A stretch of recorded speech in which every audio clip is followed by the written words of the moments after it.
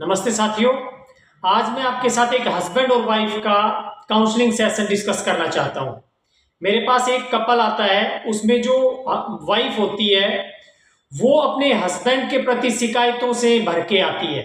वो कहती है कि मेरे जो हस्बैंड है वो मुझे कंट्रोल रखते हैं और मेरे ऊपर हुक्म चलाते हैं और मैं इस चीज से, इस नियंत्रण से परेशान हो गई हूं और इनके जो हुक्म है, इनके जो ऑर्डर हैं, ये करना है, ये नहीं करना, ये सब बातें सुन सुन के मैं परेशान हो गई हूँ।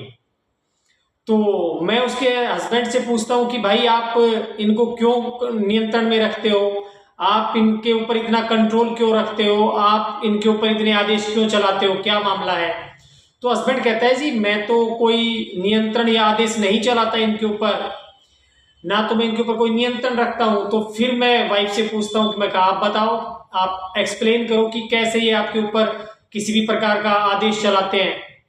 तो वो कहती है कि मैं किसी गुरु के पास जाती हूँ या गुरु के सत्संग में जाती हूँ और ये कहते हैं कि उस गुरु के सत्संग में नहीं जाना। तो मैं उन गुरु का नाम आपके साथ डिस्कस नहीं करूंगा। वो कहती है कि मैं उस गुरु के सत्संग में भी जाती हूँ और मैं उनके वीडियोस भी देखती हूँ और ये मुझे कहते हैं कि ना तो उसके वीडियो देख, ना ही उसके सत्संग में जा।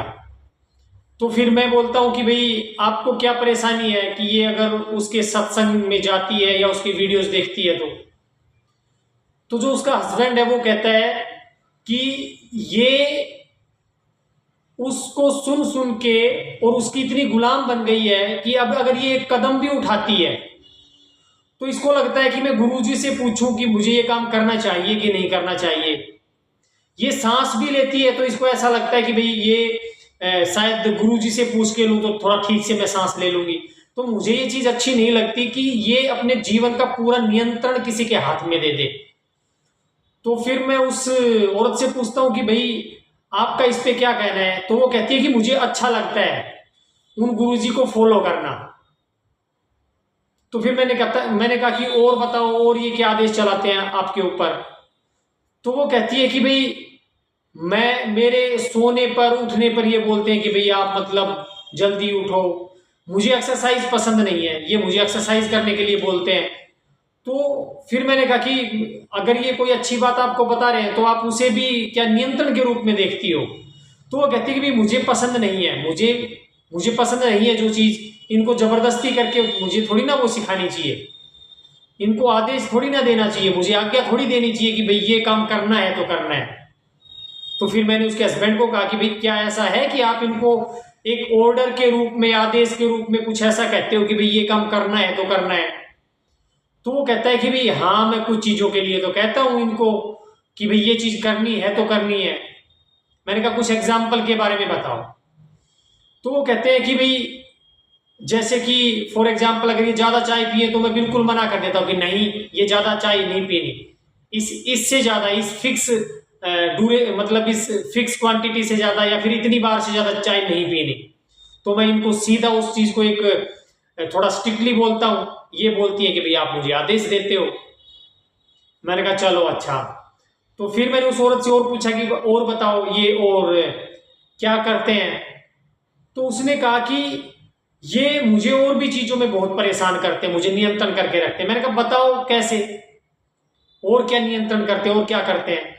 वो कहती है कि ये मुझे जैसे कि मेरी जो साथ की औरतें होती हैं, अगर वो कुछ खास चीजें कर रही होती हैं, कुछ खास कपड़े पहन रही होती हैं या कुछ खास प्रकार की वो मेकअप कर रही होती हैं, कुछ कुछ भी ऐसा कर रही होती है जो ट्रेंड में होता है, तो ये मुझे बोलते हैं कि तू उनके जैसा क्यों बनना चाहती है या फिर तू उनकी संगत में आके तू ये क्या करने लग गई है। तो मुझे अच्छा लगता है जो दूसरी औरतें कर रही हैं, जब इतनी सारी औरतें कुछ काम कर रही हैं तो मैं क्यों ना करूं वो। मैंने बड़े ध्यान से, मैं उन दोनों को ध्यान से सुन रहा था।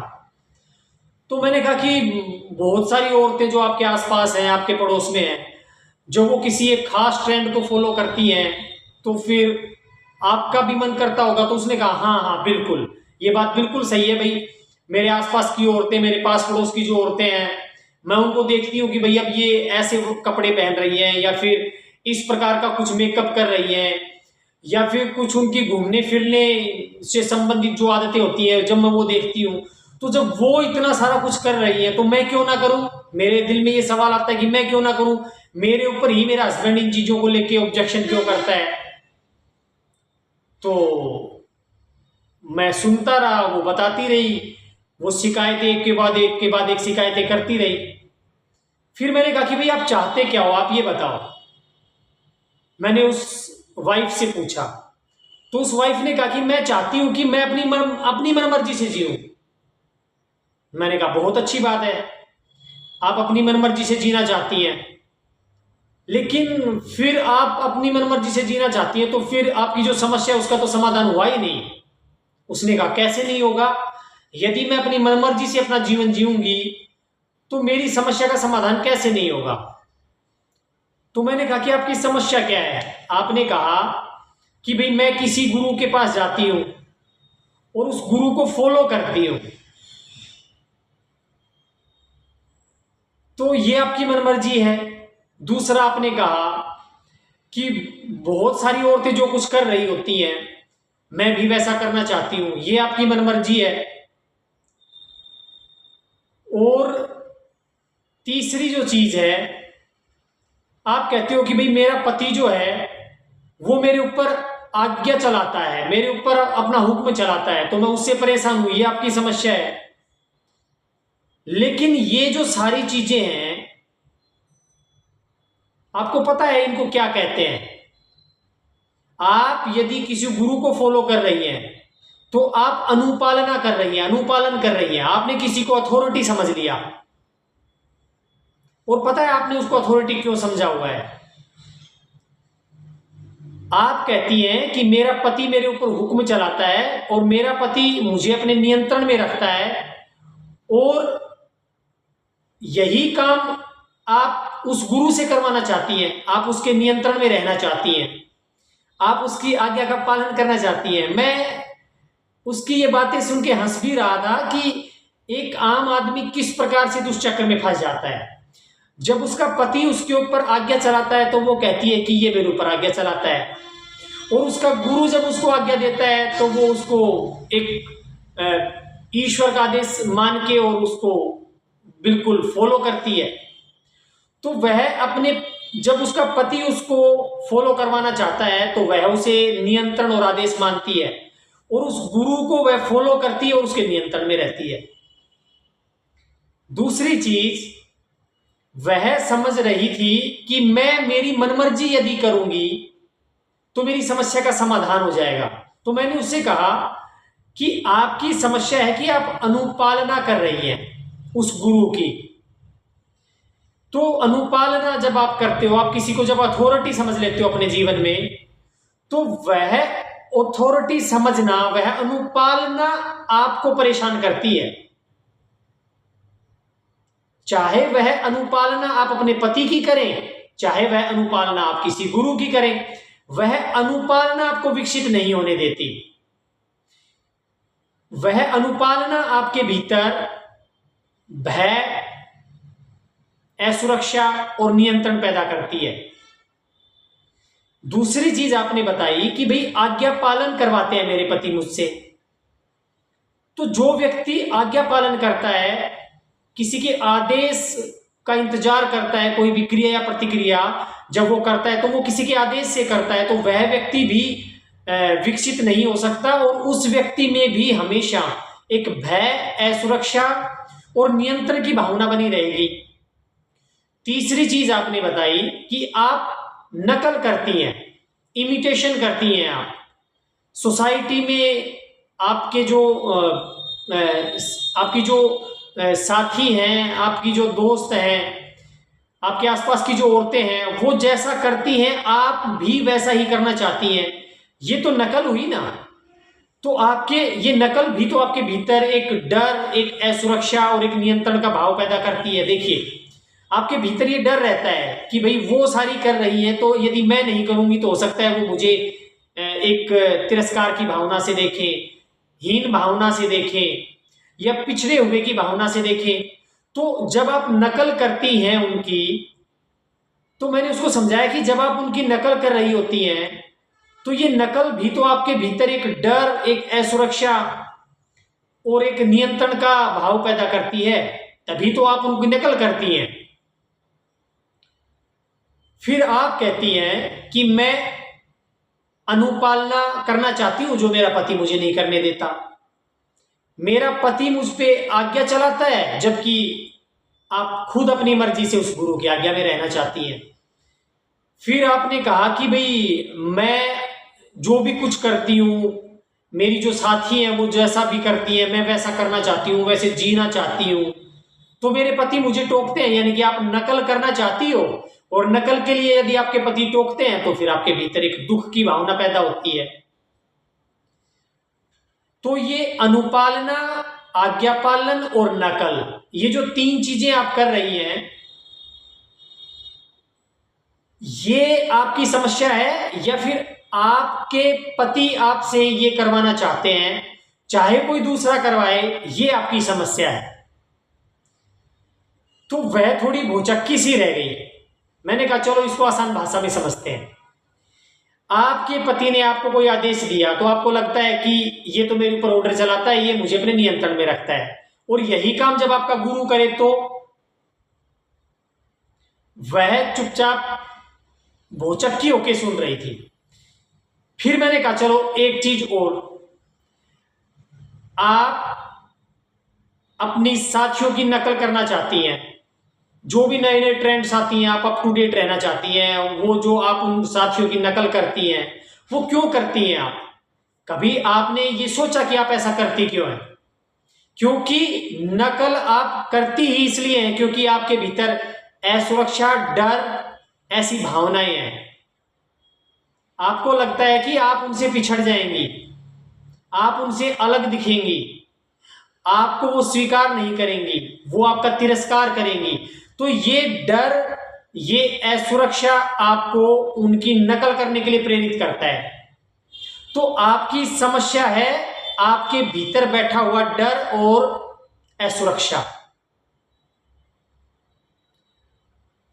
आपको जब अपने पति नियंत्रण में लेते हैं, नियंत्रण करते हैं, तो आप कहते हो कि ये मुझे नियंत्रित करते हैं।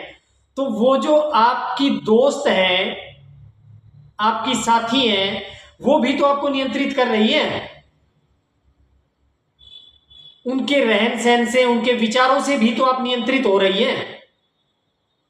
आप वहां ऑब्जेक्शन नहीं करती हैं, आप इतना डीप, इतना गहराई में जाके नहीं सोचती है कि वो भी आपको नियंत्रित कर रही है। उनके नियंत्रित करने से आपको दुख नहीं होता। अच्छा, अब आपने सॉल्यूशन बताया कि भाई आपके पति आपसे आज्ञा पालन करवाते हैं, आपको नियंत्रित करते हैं। तो फिर मैंने उससे पूछा कि भाई फिर इसका समाधान क्या है? तो फिर वो बोली कि मैं अपनी मनमर्जी से जीना चाहती हूँ। तो मैंने उसको समझाया कि आप यदि मनमर्जी से जीना चाहती हैं तो आपकी जो मनमर्जी है, क्या वो सही है? क्या किसी भी व्यक्ति की मनमर्जी सही है? आपके मन में जो आए वो ही आप करते जा रहे हो, चाहे वो गलत है या सही है। इस चीज का निर्णय कौन करता है? आप कहती हैं कि भाई मेरी मर्जी, मैं जो करूं। आपके पति कहते हैं कि भाई ये भी कहेंगे कि मेरी मर्जी, मैं जो करूं। तो ऐसे तो फिर आप किसी भी विषय पे एक मत ही नहीं हो पाओगे। आप अपनी मर्जी करोगे, ये अपनी मर्जी करेंगे, तो आप तो कभी भी एक मत नहीं हो पाओगे। तो आपकी समस्या है अनुपालना, आपकी समस्या है नकल करना, आपकी समस्या है आज्ञा पालन करना, और आपकी समस्या है मनमर्जी। आपको पता है आप एक गलत चीज के लिए आग्रह कर रही हैं। आप कह रही है कि मैं मनमर्जी से जीना चाहती हूं। आप मुझे एक बात बताएं, मैंने उनको कहा आप मुझे एक बात बताएं, मनमर्जी से कितने सारे डाइवोर्स होते हैं? मनमर्जी से कितने सारे बच्चे जो हैं वो नशे की गिरफ्त में आते हैं? मनमर्जी से कितने सारे जीवन उजड़ते हैं, कितने सारे परिवार उजड़ते हैं? मनमर्जी से कितना हम पर्यावरण को प्रदूषित करते हैं? आपको पता है इन चीजों का?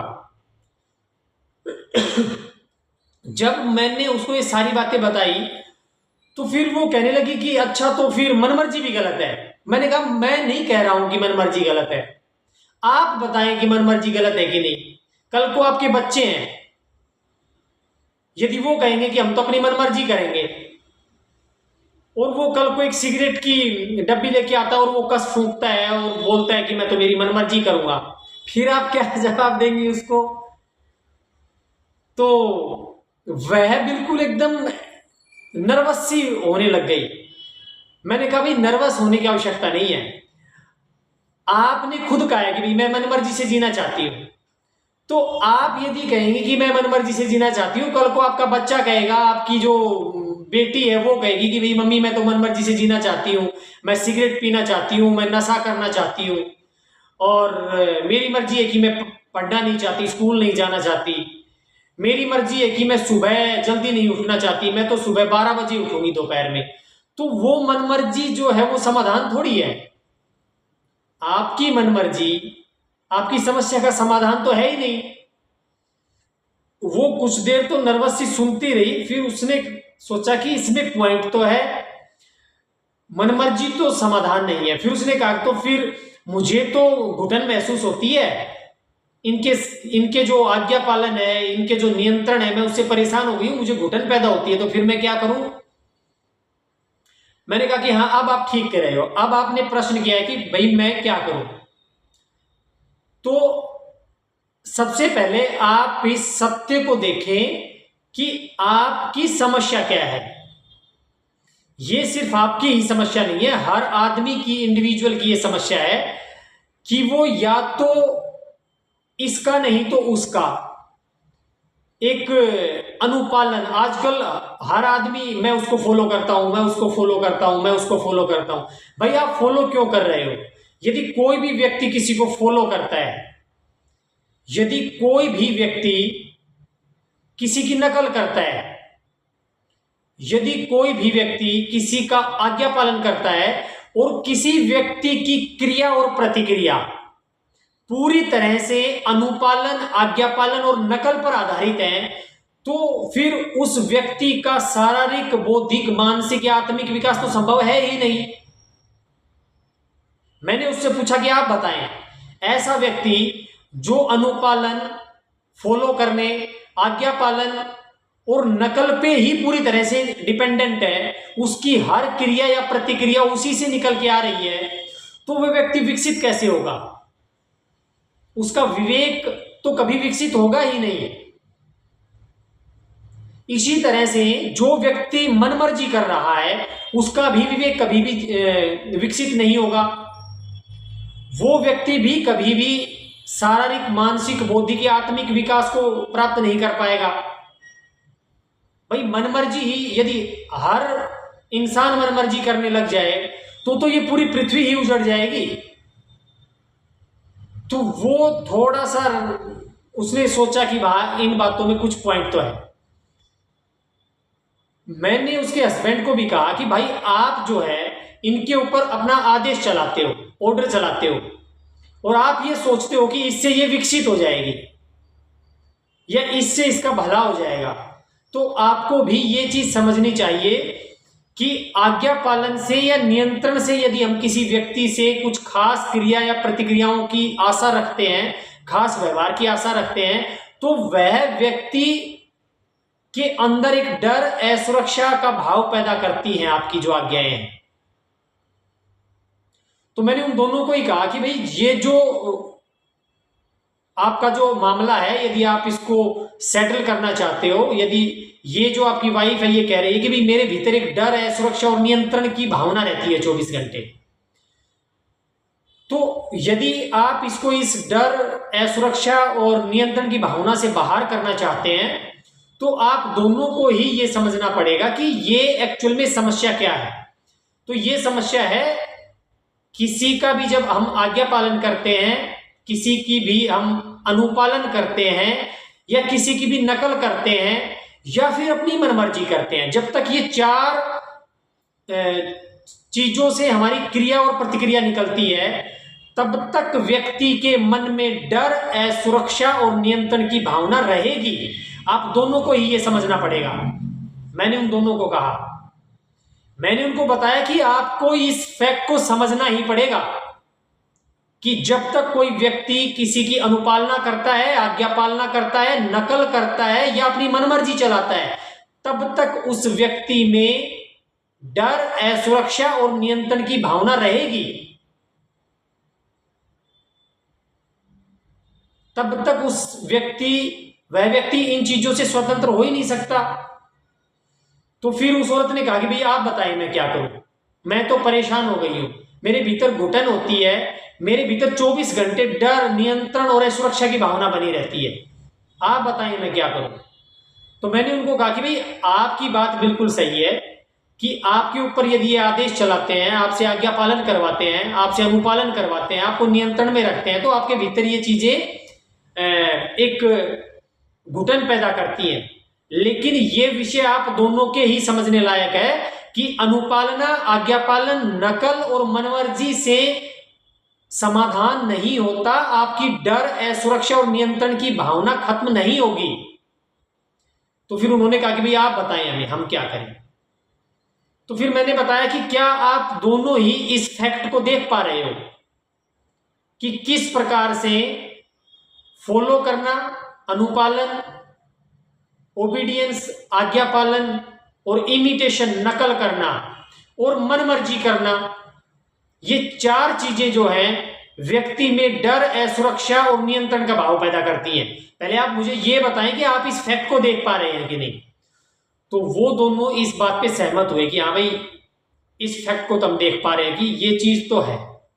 उसके पति ने भी बिल्कुल सीधे सीधे ये चीज स्वीकार की कि हाँ मैं इस चीज को जानता हूं कि जब मैं इनके ऊपर बंदिशें लगाता हूं, नियंत्रण करता हूं, तो मुझे भी ये फील होता है कि यार मैं कब तक ये करता रहूंगा और ये करने से तो इसको कोई फायदा तो हो नहीं रहा। ये डरी हुई, सहमी हुई यदि मेरी बात मान भी लेती है तो ये तो कोई समाधान नहीं हुआ। तो उसके पति ने ये चीज उसी के सामने सीधे शब्दों में स्वीकार की। उन दोनों ने ये बात मानी कि हाँ ये बात तो सही है कि जब तक ये चार चीजें रहेंगी तब तक मन में एक डर, एक असुरक्षा और एक नियंत्रण का भाव तो बना रहेगा। तो उन्होंने कहा कि अब आप बताएं भाई हमें क्या करना चाहिए। तो मैंने उनको बताया कि इस चीज का समाधान है समझ, हमारी जो विजडम है वो। आप दोनों को ही ये समझना पड़ेगा कि आप इन चार चीजों से बच के किसी की अनुपालना नहीं करनी, किसी का आज्ञा पालन नहीं करना, किसी की नकल नहीं करनी और अपनी मनमर्जी भी नहीं करनी। आप दोनों को ही यह समझना पड़ेगा कि जब हम समझ से किसी चीज को देखते हैं तो वहां हमारे मत का कोई महत्व नहीं रहता, वहां हस्बैंड के मत का या वाइफ के मत का सवाल नहीं रहता।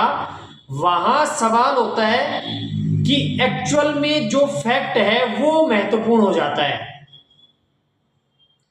फिर जो सही है क्रिया या प्रतिक्रिया वो सही है, जो सही नहीं है वो सही नहीं है। फिर वहां एक मत हुआ जा सकता है। फिर वहां ऐसा नहीं होगा कि भाई आपको नियंत्रण करना पड़े और इनको अपनी मनमर्जी के लिए आग्रह करना पड़े। अब मैंने उनसे कहा कि मैंने उनको एक एग्जाम्पल से बताया। मैंने कहा कि आप दोनों एक बात बताइए, ये बोतल में रखा हुआ है ये क्या है? तो उन दोनों ने कहा पानी। तो फिर मैंने कहा कि अब यहां आप दोनों ने ये क्यों नहीं कहा कि भाई मेरी मर्जी मैं तो इसे मिट्टी बताऊंगा, मेरी मर्जी मैं तो इसे अग्नि बताऊंगा। आप दोनों ने ही कहा पानी, क्योंकि आप दोनों ने ही फैक्ट को देखा। इसी तरह से जब भी कोई विषय आता है तो आप दोनों ही उसमें फैक्ट को देखने की कोशिश करें, तथ्य को देखने की कोशिश करें। यदि आप उसमें अपनी मनमर्जी के दृष्टिकोण से देखेंगे तो आप कभी भी एक मत नहीं हो सकते और कभी भी आपकी यह समस्या का समाधान नहीं हो सकता।